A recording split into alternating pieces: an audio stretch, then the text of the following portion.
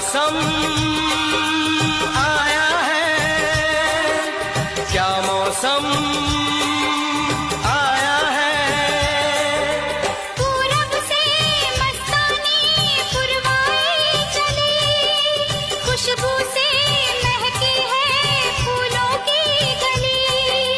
गीत गाए नदियाँ लहरों में है सरगम, है घटा दीवानी